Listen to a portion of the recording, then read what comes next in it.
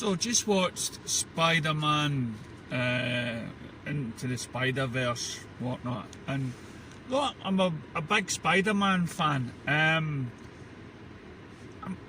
against Disney, right?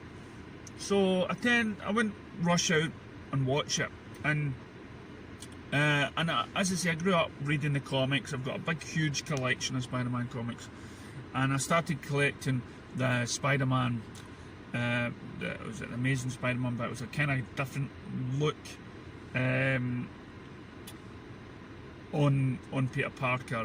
It was going back to when he was a young boy and stuff like that. It was freshly done. And then I read somewhere along, I bought so many volumes, but then I read somewhere along the lines that he actually gets killed and goes on to somebody else and whatnot. And so I kind of stopped collecting that sort of series, but for me, you know, and I read 2099 Spider-Man and stuff, but for me the essence of a character is Spider-Man. But this film is trying to say that anybody can be Spider-Man, and you know, whether you're a woman, whether you're black, whether you're whatever, you can be anything apart from Peter Parker. And I'm always going against this Me Too movement where, you know, they're talking about just now James Bond turning into a woman, and Doctor Who, female Ghostbusters and everything else. So I went into this and I watched it, and the film is okay. And I had lots of nice wee moments to it and stuff like that, wee funny moments.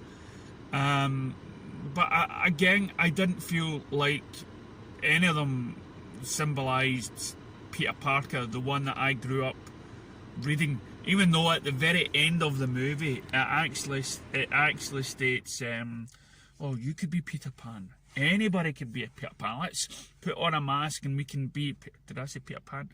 Anyone can be Spider-Man. Sorry about that. First thing in the morning. And so I thought, you know, I went, no, at least I want to see the Peter Parker that, what am I been saying? Peter Parker. You know, I want to see the Peter Parker that's been that I've been reading about for so many years. I want to see him being represented. The guy that started it all, and even in the movie, you see him reading the comics.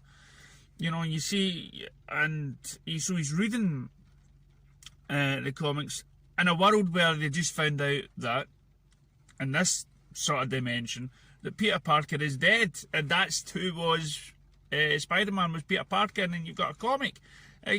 So what did they call the character in the comic? You know, because it seems the comic seems to kind of know the history of it, as he got some sort of stalker out there, you know.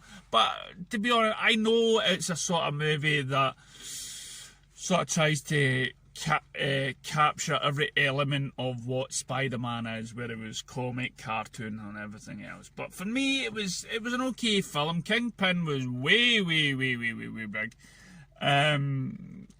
And the idea of the film and the thought process behind it and the way it was told was very unique.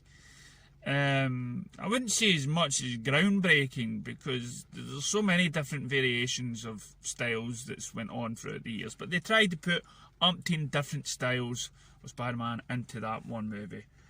My sort of drawback was at the very end, it just got too chaotic for me, and again it didn't really have the Peter Parker that I knew in it, so it was too much of a Me Too moment for me. So with that saying, I would have to give it 2 thumbs on the side. Could have been better, wasn't bad, just it was alright, it was okay, right? Would I watch it again? No, not really, no. But it was okay. But maybe you strongly disagree with me. Maybe you're a Spider-Man fan out there like myself, and maybe you have some disagreement.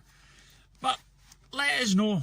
Maybe you want me to tell you what my favourite Spider-Man movie is, and what was the closest thing relating to Spider-Man. That's up to you, because this is your movie review. Leave your comments on whatever film you want me to see next in the comments below. Thank you.